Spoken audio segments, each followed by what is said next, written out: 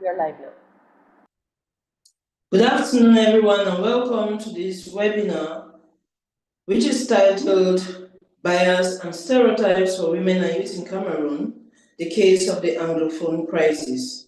I am Dr. Agnes Herdrick from Anwi from Cameroon. I'm a research fellow at WomenAscension. WomenAscension is an organization dedicated to advancing peace, justice, and women's rights globally. It's a privilege to be with you here. And before we begin our discussion today, let me provide some background on WomenAscension.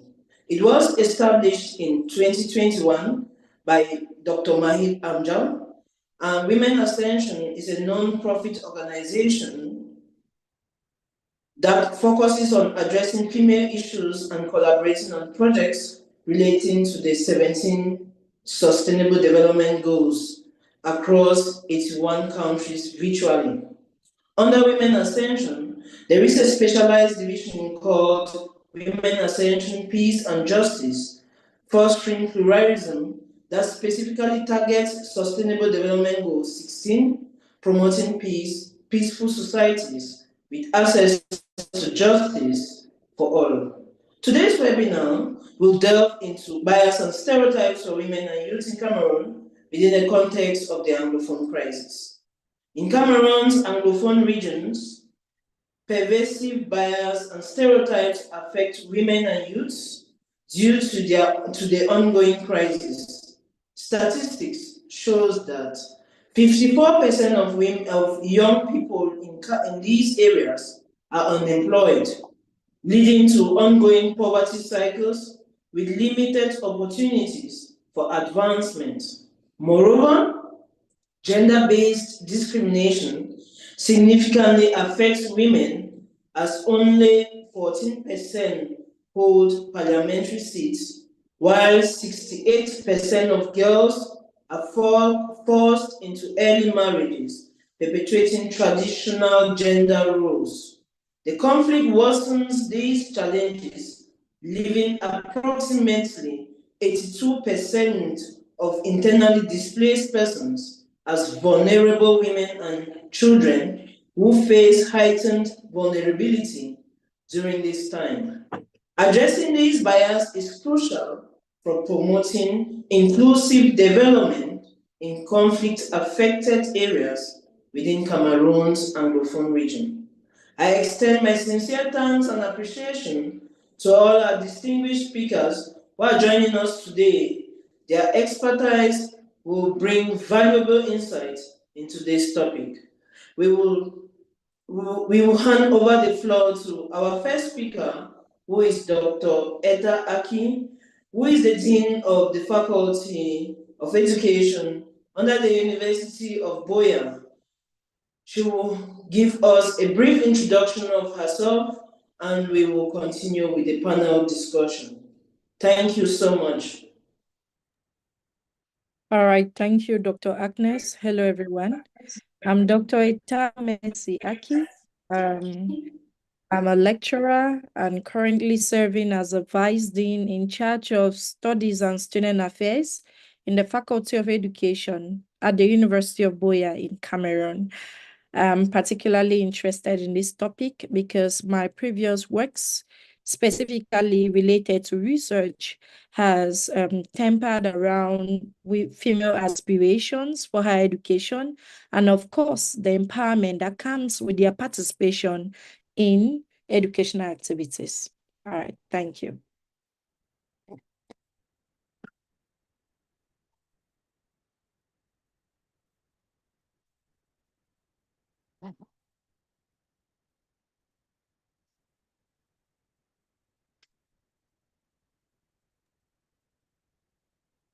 I was saying I don't know if Dr. Maheen has any contribution so far, or we delve into questions, please. Please, Dr. Agnes, please carry on. I would like to thank every one of you for taking out time and inputting, and we are going to document your valuable input for this research. So thank you, everyone. Let's begin with this webinar.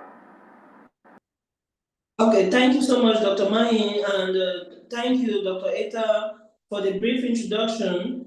And we know that you have limited time with us, so we will just want to ask, maybe you will be the first speaker, to the first person to answer this. How do bias and stereotypes impact the employment prospects of young people in the Anglophone regions of Cameroon during this ongoing crisis? Okay, thank you, Dr. Agnes. So we know that employment is linked to education. And one of the backfalls or the pitfalls of the crisis we are currently facing in the English-speaking region of Cameroon has resulted in displacement. And when women become displaced, in fact, when people become displaced, it affects their lives significantly. However, for women who have been traditionally relegated to the back, it is very disturbing because in a moment of displacement, they lose their ability to be able to earn money that is required to fund for tuition fees and all the things that are required to go through the educational process. So one specific way is displacement. When women become displaced, most of them end up dropping out of education because they cannot bear the double cost that comes with having a new place to stay, having to live with the high living cost of a new environment, and so on. So it affects them, and it results in them dropping out. In the case of English-speaking Cameroon, what you are referring to as Anglophone Cameroon, it's a kind of very complex situation because women leave the English-speaking area to the French-speaking area for those who are mostly internally displaced. And the cost of living in Boya, for instance, which is a town in the English-speaking region, Francophone region of Cameroon, and going to Douala, which is a French-speaking town in Cameroon, it's night and day. There are wide differences. And so for women to be able to get back when they leave their lives behind, their previous livelihood behind, and they have to start finding new ways of getting finances to take care of their needs. Education is always placed at the end. Is always last. So it results in them dropping out and missing out on so many other aspects, which of course puts them at a loss when we have to deal with employment, because employment needs educational levels. And if those educational levels are not there, then we cannot guarantee employment for women.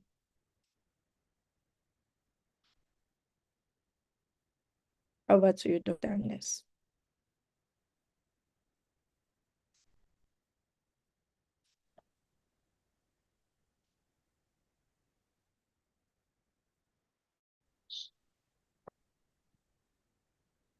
Are we together, please? Yes, we are. Okay. You got, okay. Yes, I got you. There was a point I was disconnected. I don't know if Cynthia or Honorable Terrence, you have any contribution to this question which has been posed. How bias and stereotypes impact employment prospects for young people in Cameroon, especially those who are coming from the Anglophone crisis regions. Ms. Cynthia? Yes, thank you, Doctor. First, I'll introduce myself. It's not done. Can you get me? Yes, please. Okay, thank you.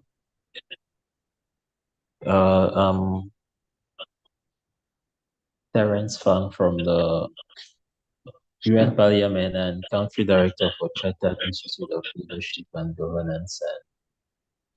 Concerning your question, I would say addressing these biases and stereotypes, it's very crucial in promoting inclusive employment opportunities for young people, especially in the Anglophone regions of Cameroon. So in addition to what Dr. Etta said, I think there are these negative perceptions. Stereotypes may lead to negative perceptions of Anglophone youths affecting their ability to secure employment, just in addition to what Dr. Etta said. And moreover, I think there's lack of representation. Biases can result in underrepresentation of Anglophone youths in key sectors, perpetuating the cycle of exclusion, meaning the fact that you come from an Anglophone region, the mentality or the perception that people will have about you will exclude you or will prevent you from being included in other activities, as well as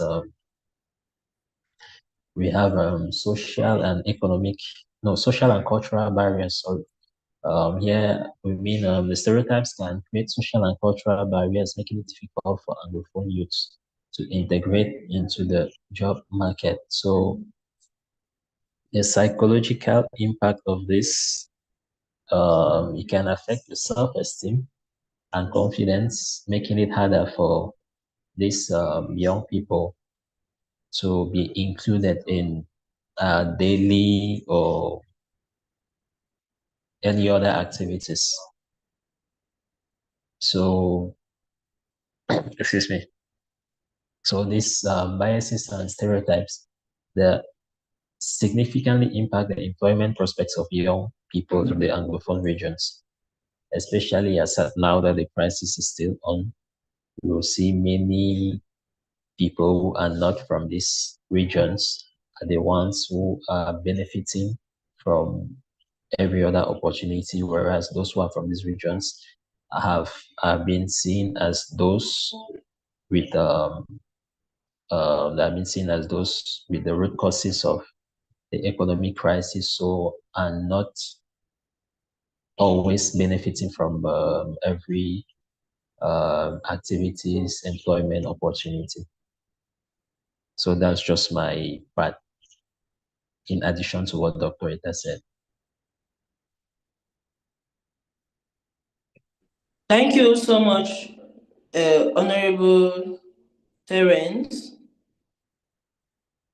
Miss Cynthia, please, can you introduce yourself, and if you have any contribution, we would like to entertain that.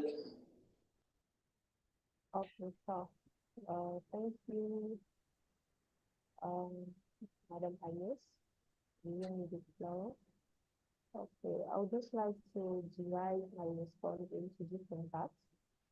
So the impact of biases and stereotypes on employment prospects of young people in Anglophone regions of Cameroon.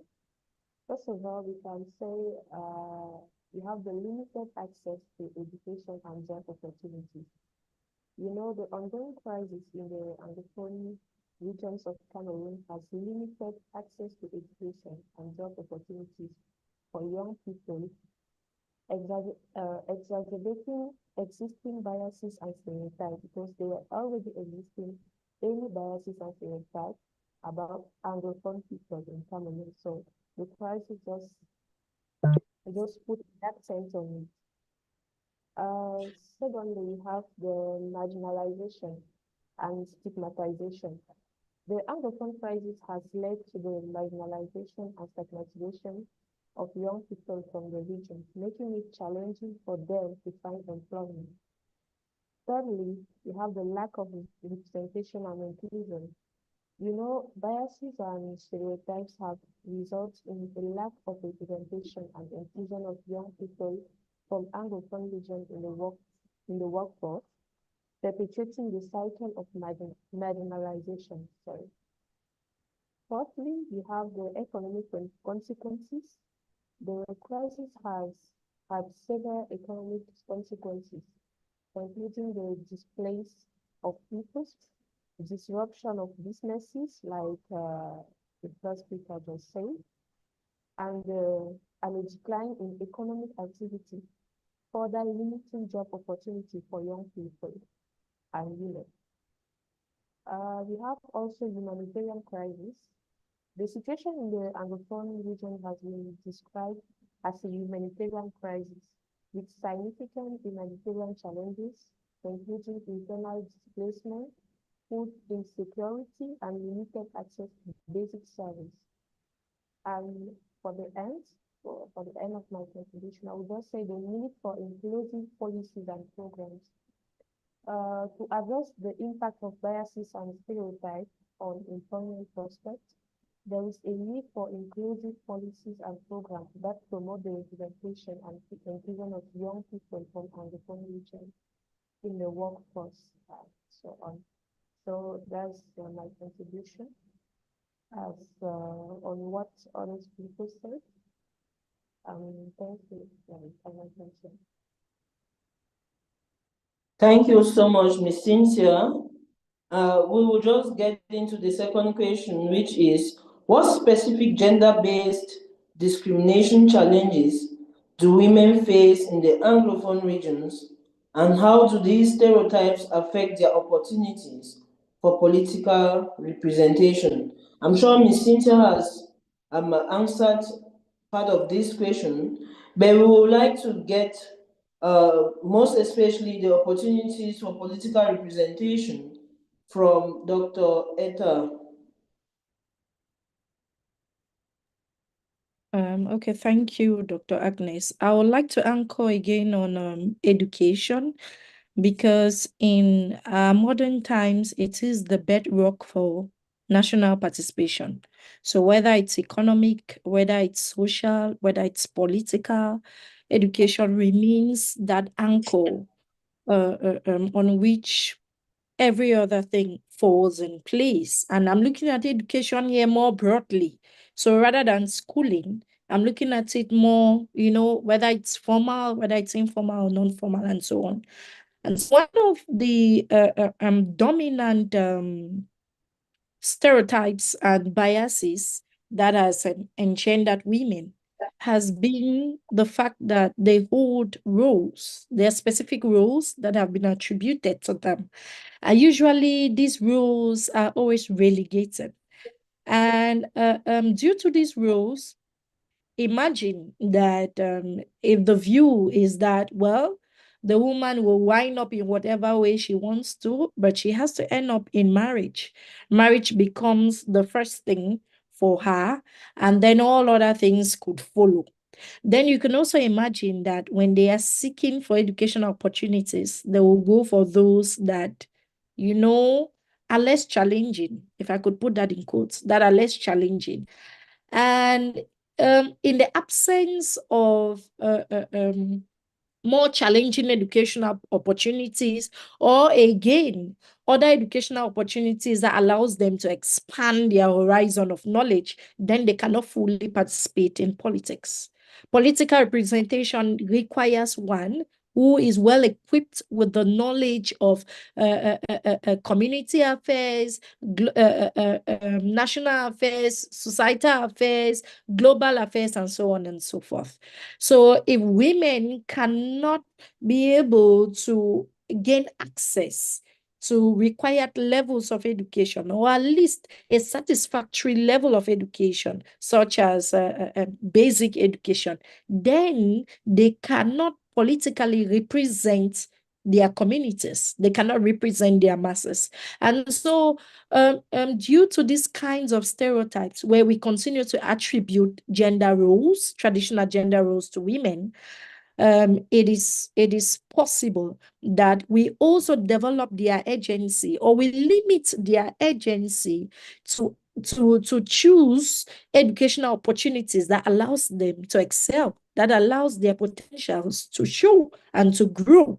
And in the absence of that, we therefore cannot guarantee any kind of representation, particularly political representation that requires speaking for those who are voiceless. All right, thank you, Agnes. Thank you so much, Doctor. And in all of this, we just know that education is the key. I don't know if Masilo, please come in with your own contribution to this topic of the specific gender discrimination challenges which women face in Anglophone regions, and how do these stereotypes affect their opportunities for political representation?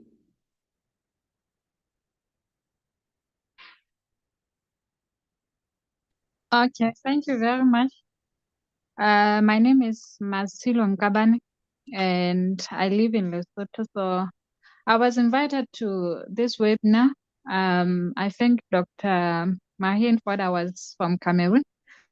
Actually, I was studying for my master's degree. I studied a master's degree in governance and regional integration in Cameroon.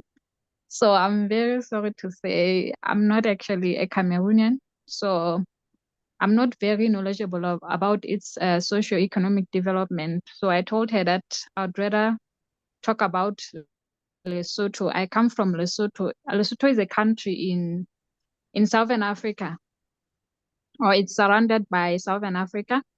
So some of the challenges that have been spoken by the previous speakers are some of the challenges that we face here in Lesotho.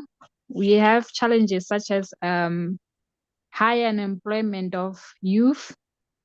We have a low representation of women in leadership, but we don't have challenges such as displacement. So I actually, in Cameroon, I lived in a francophone region. So I don't know much about the Anglophone region, but I just wanted to highlight that we are African countries.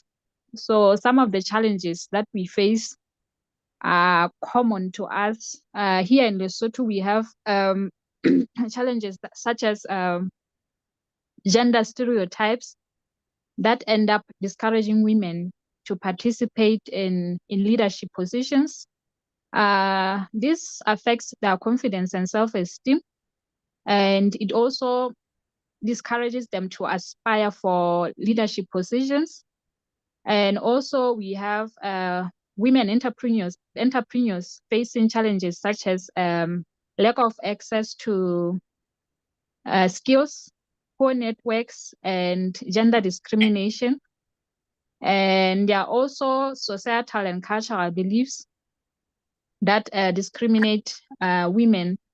And there's also a lack of political will to elect women in leadership positions. So I would say generally, gender equality is still very elusive in Lesotho. Women's rights are still very violated. So when I come to young people are still facing challenges. I think it's common with the challenges that are faced with most of the youth in other African countries. So you'll find that young people end up not having jobs.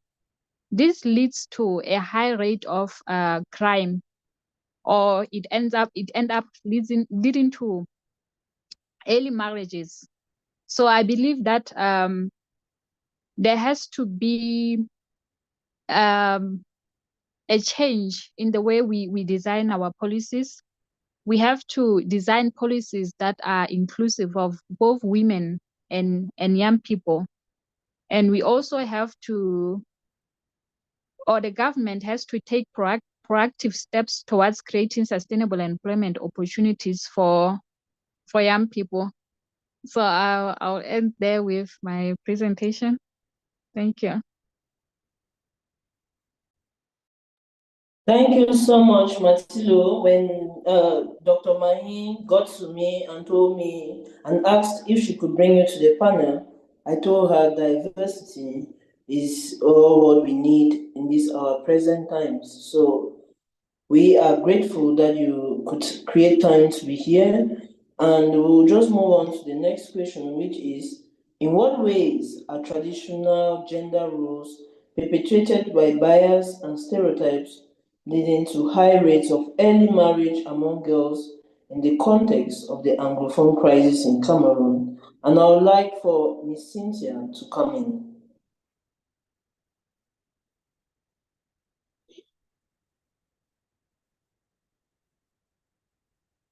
Okay, thank you.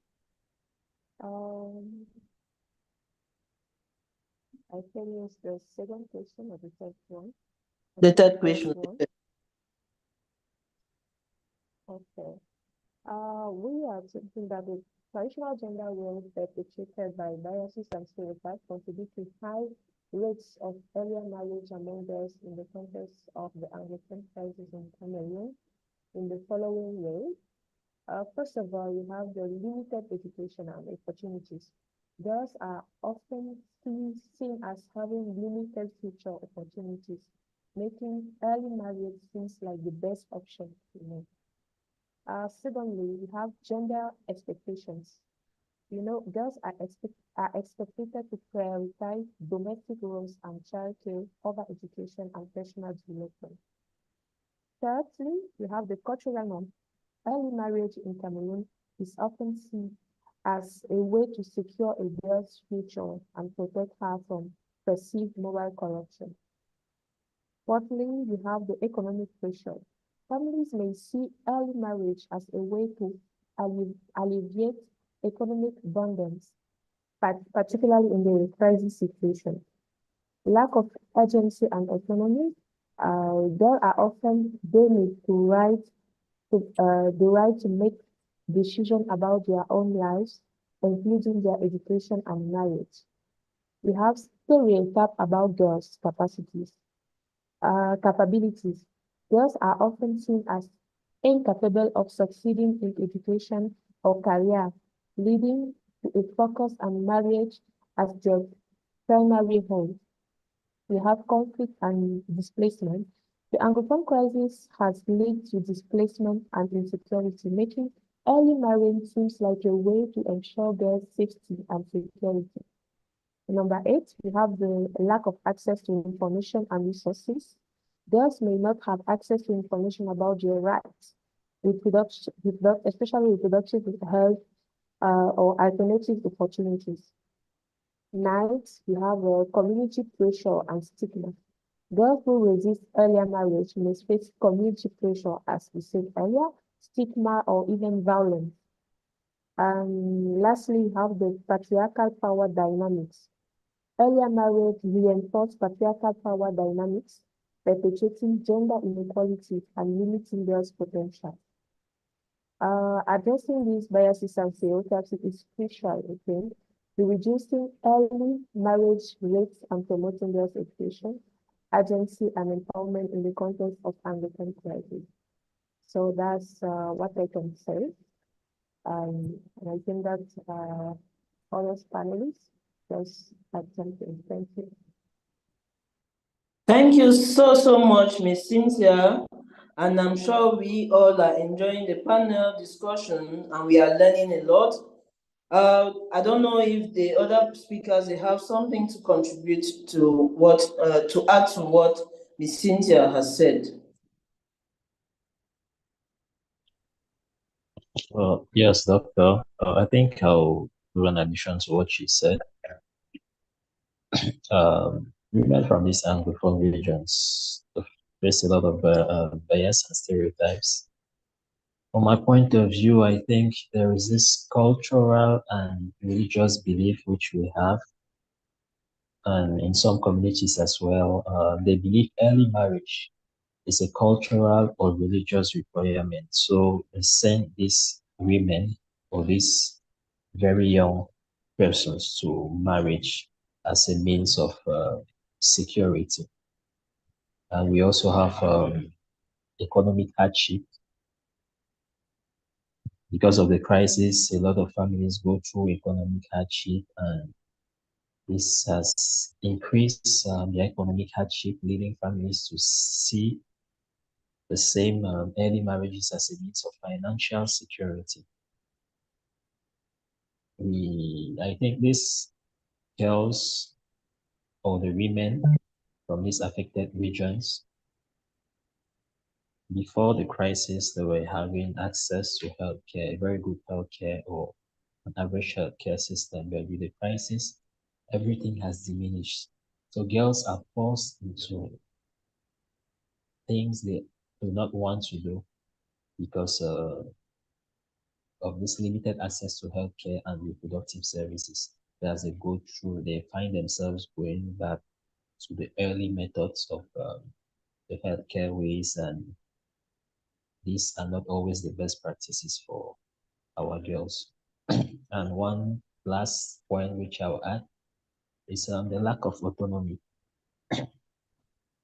Girls have limited decision making, especially in our families. We always leave all the decisions for the boys, and girls have little or nothing to say.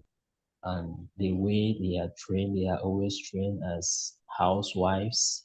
They are not trained to gain big positions in societies.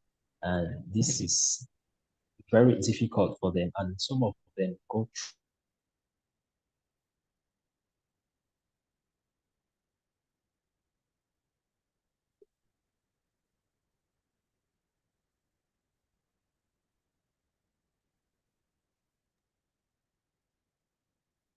Okay, if I may continue from where Terrence stopped while he's joining us. Okay, sorry, my network just disturbed. Sorry.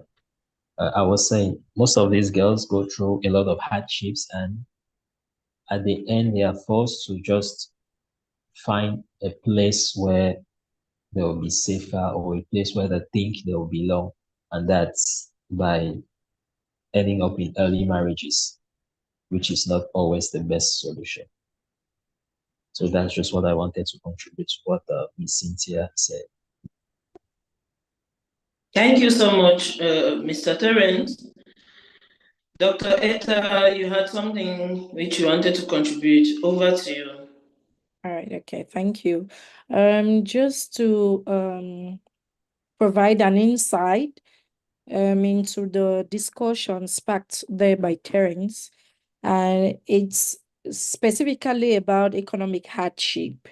In Cameroon, one of our dominant occupations is agriculture. And the most areas that have been hit by the crisis, where agriculture in itself is dominant, is the rural areas. And so it is not surprising to realize or to find out that women who have been very active in this space, that's in the space of agriculture, will have to give up this source of livelihood. The source of livelihood that helps them to meet their basic needs such as getting food, shelter, and so on. So if they have to give up these very source of livelihood, which is the main provision or the main source of their basic needs, then they need some other thing to rely on. And so early marriages becomes a forced act. It's not in their will. But these are some of the things we have to deal with because the crisis has set us in a situation that everything becomes forced. So young girls get into these early marriages because they need to meet these basic needs. I mean, for us all, we have basic needs that must be met before we start thinking about higher order things. So we can expect that young girls will begin to seek for educational opportunities, will begin to seek for spaces, political representation, or even owning markets and lots of other things. Whereas their basic needs of shelter and of food has not been met. In order to meet this, some of them have to hide under marriage, early marriages, unfortunately. And one of the questions that readily comes to mind as I discuss about this is, then what is the difference between the males, the young boys, and the young girls who are in the same situation, are going through the same ordeals? Why is it that we don't hear about early marriages for the boys? I guess, again, like Terrence said, it is our culture. No cultural beliefs being propagated again or being promoted by religious beliefs as well that we hold, that it is a woman who marries into. It's not the man, on the other hand, who marries into. So we may have a young displaced girl, a young struggling girl who finds a shelter or a hideout in marriage. But it may not be the case for a man, because a man rather will try to begin to sort for ways to now fend for the women. that eventually may fall in their laps. And so it's an intricate, very complex issue. Unfortunately, there is data, like the recent humanitarian data that was put forth in the, I think, the 2022 report or 2023, not sure, which says that this situation is further exacerbated for girls. And these are some of the reasons why they go into early marriages. Thank you. Thank you so much, Dr. Etta. I don't know if it's the same situation at Lesotho. Maybe Ms. Matilo can give us an insight of what happens or what transpires in Lesotho. Okay, thank you. Yes, some of the challenges that have been spoken here are some of the issues that we actually face. I'm an activist myself, so I believe in the sustainable development goals, and I believe in gender equality and empowering young girls for leadership. So one of the things that I do around here is to teach these young people about the importance of education and working towards a bright future for themselves. So I believe that girls, not only girls, both girls and boys should be empowered to work harder towards improving their future. Dr. Etta talked about the early marriages. You find that because of poverty, these young people end up going into early marriages. So if we empower young girls from an early age, I believe that we can avoid issues such as early marriages, HIV and AIDS, and early pregnancies. So you'd find that because of poverty, especially in the rural areas here in Lesotho, young girls end up getting in these marriages that are unhealthy for them and their future. So I believe in advocacy. I believe in awarenesses, and I believe in dialogues, so that we can help to empower both girls and women. I mean, both girls and boys. I don't believe that it's an issue that has to be solved by the government alone. I believe that individually we can create change. And there's also this issue of climate change. Even though we are empowering people to maybe resort to agricultural activities, climate change is an issue that affects all of us. So it's a challenge. So I believe that if we address all of these issues together, we can perhaps forge a sustainable future. So there's also the other issue of entrepreneurship. We have to support, we have to mentor, we have to train, and we have to provide the necessary skills for the youth. I believe that young people are the biggest asset of any country, and young people have the power to drive public policy. So yes, these are some of the issues in Lesotho. Right now we are facing a challenge of a high criminal rate in Lesotho. This is because young people are unemployed, so they find it better to steal, to kill. So I believe that we can solve these problems through awarenesses and advocacy. Thank you very much. Thank you so much, Ms. Matilo. And I must confess, I'm enjoying the panel discussion and I'm learning so much. We'll move to the last question, which is how does the conflict exacerbate vulnerabilities for women and children, particularly those who are internally displaced, and what unique biases and stereotypes do they encounter as a result? So we will call on Mr. Terrence to give us his own point of view. Thank you once more, Doctor. The conflict in the Anglophone regions of Cameroon exacerbates vulnerabilities for women and children. And this is particularly those who are internally displaced. And I would say there's an increased risk of gender-based violence. Why? Because the displacement and instability which these people go through, it creates an environment conducive to violence against women and girls. If you're being displaced and you do not know where to go to, if night falls, you obviously look for where to sleep. And if you find a house or a place of shelter full of men, you'll be forced to go through some kind of gender-based violence just to accept the conditions, just for security. And there are many examples I can give. Today, we have a lot of rape cases in war zones and conflicted areas. And all these cases are because women and girls find themselves in places they are not supposed to be. So we obviously have an increased risk of gender-based violence. Another example is there's limited access still to healthcare because of displacement.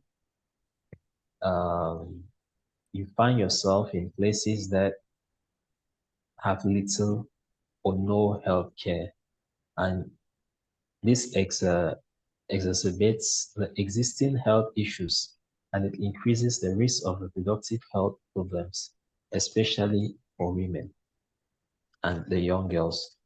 So we can also talk about the traumatic and psychological distresses.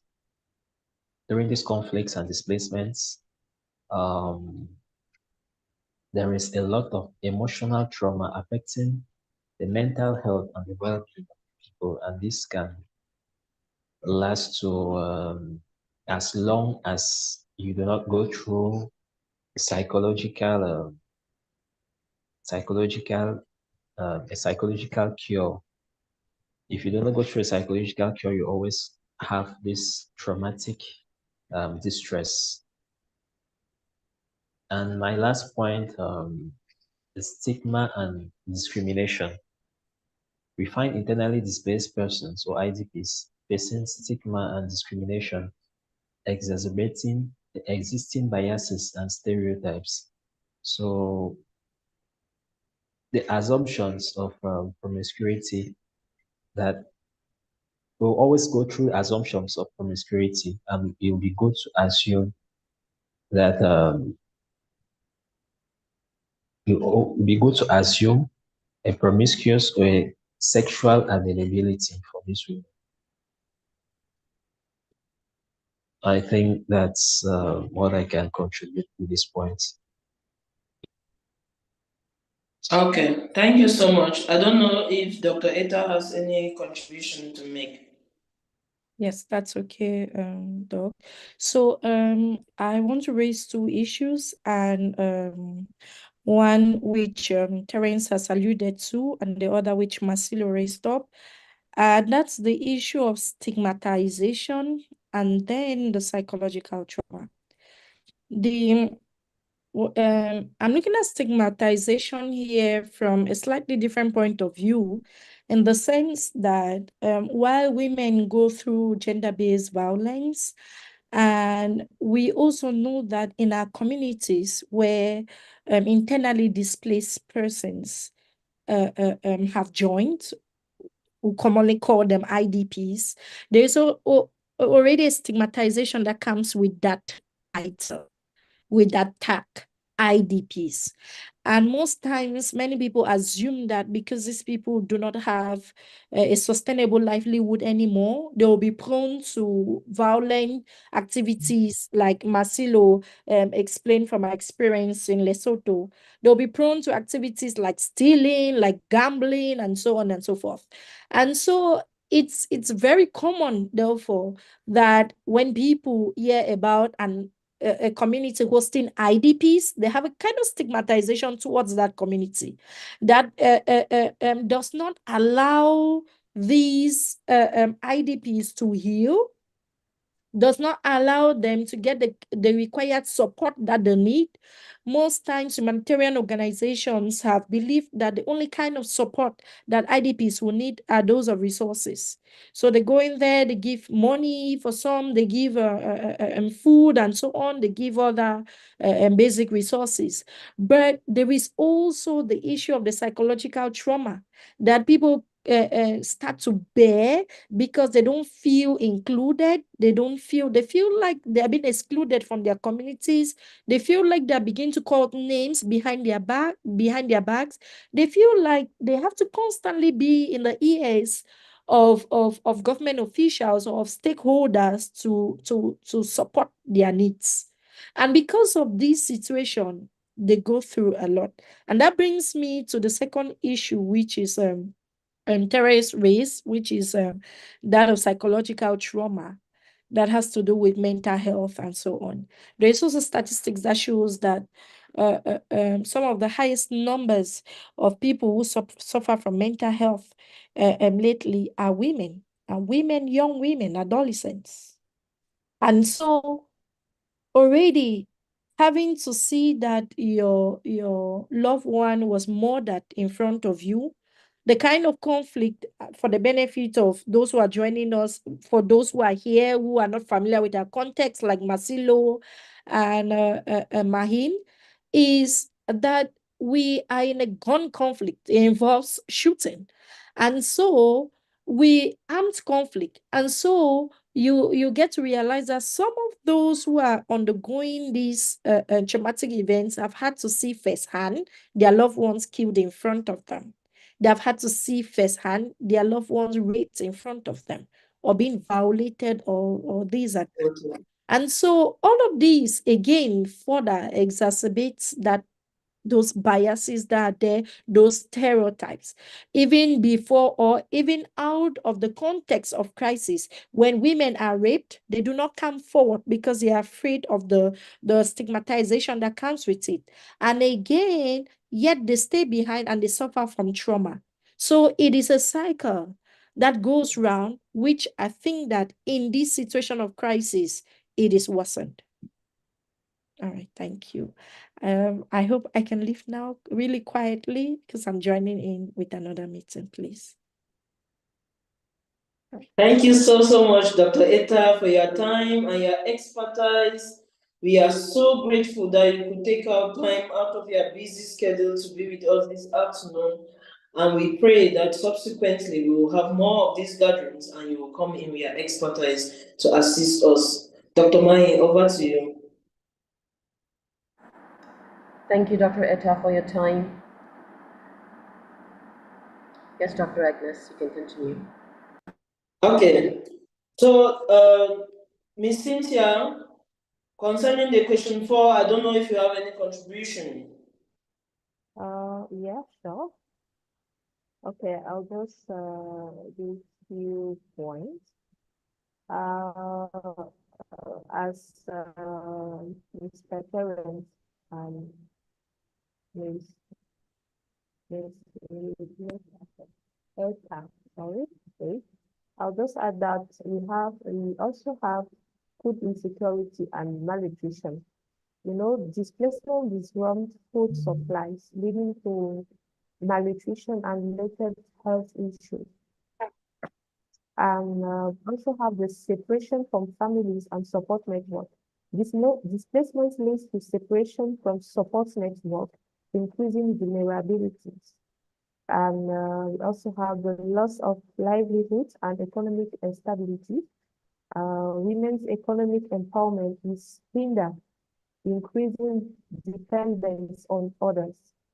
And lastly, can say we have limited access to education, as we say up there, and information. Displacement disrupts education, perpetuating knowledge gaps and limiting access to information. And that's my contribution to what the speaker said. I think it's important to align it. Thank you. Okay, thank you, Ms. Cynthia. Ms. Martino, any contribution? Yes, yes, and I have a contribution. Um, I would say that I'm very happy to be part of this webinar. I learned a lot. I think it's one of the reasons that we have to integrate. You know, there's the issue of regional integration. So we have to do it on a continental level, I think, so that we prosper as the African continent. And there's also the issue of working together towards achieving the Sustainable Development Goals and working towards the Agenda 2063. So we cannot achieve all of those without including the marginalized people in the society. Mostly we talk about women, we talk about young people. So we have to work together as African countries to achieve the necessary development. Yeah, that's my contribution, but I would say I'm very happy to be part of this webinar. Even though I lived in Cameroon, I lived in the Francophone region, like I mentioned earlier. So I had challenges such as language barrier. So it was kind of difficult for me to learn. So, but I learned a lot. I learned a lot in Cameroon. So I hope it's not offensive to say I'm not a Cameroonian, but I learned a lot in Cameroon, even though there was the issue of the language barrier. I know that there was Buya, so I went to Buya only once, I think. Yeah. Thank you very much. It's a very lovely country. Thank you. Thank you. Thank you so much, Ms. Matilo. I don't know if there are any questions from the audience. We are coming to the end of this webinar. Any questions, please? Not a question, but I would like to add something. All along, we've been talking about young women and women without talking about the young affected men. So I think the reason why a conversation was more of women is because those who are supposed to protect the women are at the forefront during the conflicts or during the wars. And these people at the forefront are the men with the guns and all the necessary weapons fighting. So it will also be good, from what I want to emphasize on now, it will be good for the governments, international bodies, CSOs and CBOs to multiply these inclusive activities that will always get these youths not thinking the other side of life, but thinking about the inclusion, wanting to be part of something where they can contribute positively. And in this way, we'll always have lesser conflicts and lesser wars in our communities. And women will be less vulnerable and they are going to face less of all what we've just mentioned here. So this is just the point I wanted to add. Thank you so much for the contribution, Mr. Terrence. I don't know if there are any questions from anyone.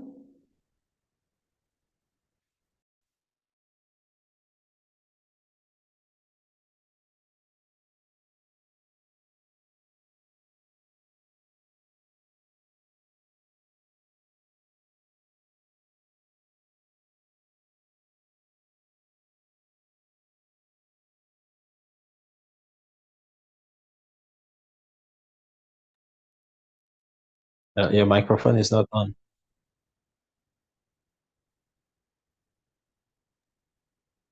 Sorry, I was saying that if there are no questions, then can we have a word from Dr. Maheen so that we can close with this webinar?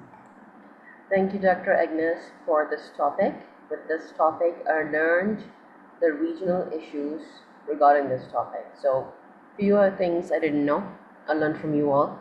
I hope we can have a time over a virtual cup of coffee, and I would like to know more about these issues so that we can come up with some solution, because you guys are on ground and you guys know the problem, you're working on it.